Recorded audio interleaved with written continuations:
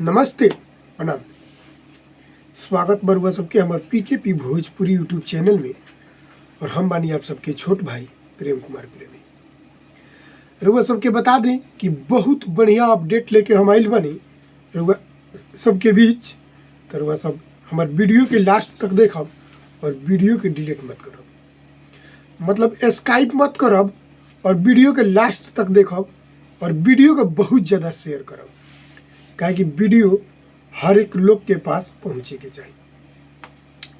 तो रउआ सबके हम आज बता दी कि भोजपुरी में एगो गाना पंकज सिंह जी के विवादित यानी रिक्सी स्टार पंकज सिंह जी के गाना रिलीज कल गई रहा है। रउआ सबके मालूम हुई होली में रंगई है टुनटुन के बहिन। जी हाँ, होली में रंगई है टुनटुन के बहिन, वही गाना के बारे में आज बात करे वाला बानी। जौन गाना Rohtas music Bhojpuri YouTube channel से रिलीज कल गई रहा है और ये भाई पंकज सिंह ये गाना के गौले रहल। होली में रंगई है टुनटुन के बहिन। तो रउआ सबके बता दें कि भोजपुरी में ऐसे विवादित मामला सब कोई गाना गावत रहल। ये गाना होली में रंगई है टुनटुन के बहिन के ब्लॉक कर दल गई बा, यानी HT मोबाइल CMS द्वारा एंगल म्यूजिक वीडियो से ऊपर कॉपीराइट क्लेम लगा के वो गाना के ब्लॉक कर दल गई बा।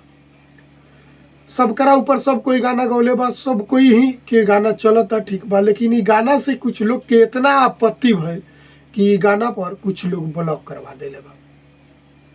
हम नाम ना लेहल चाहब, इतना जानकारी भी नहीं कि के ब्लॉक कैले बा, लेकिन वो गाना के एंगल म्यूजिक वीडियो चैनल द्वारा वो गाना के ब्लॉक करा दल गई बा। तो रउआ सबके बता दी कि जौन भी भइल बा सबसे घोर अन्याय भइल बा। ऐसा ना होके के चाहिए, ब्लॉक ना होके के चाहिए।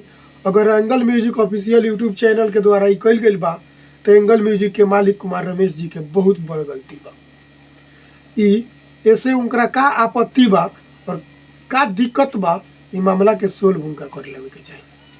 अगर उनकर म्यूजिक से कॉपीराइट क्लेम बा तो क्लेम लगा दे के चाहिए, ब्लॉक ना करे के चाहिए। अगला अपन समझ बुझिल तो अपना CMS द्वारा, लेकिन ये गाना के खुद ही ब्लॉक कर दल गई बा कि यूट्यूब में कहीं भी सर्च कैला पर ये गाना ना आए।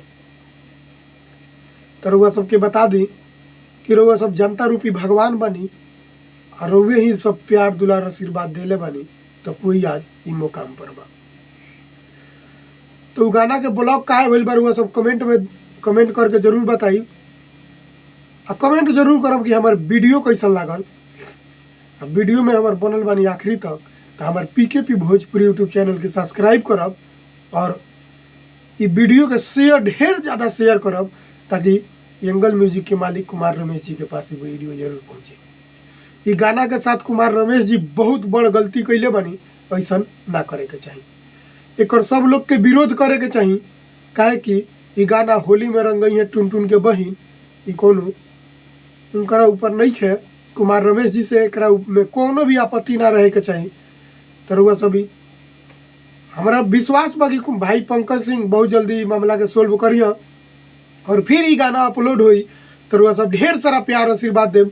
होली में रंगई टुनटुन के बहिन और ढेर सारा शेयर करब, दबा के शेयर करब ये गाना के, ताकि पूरा भोजपुरी में तांडव मचा दे।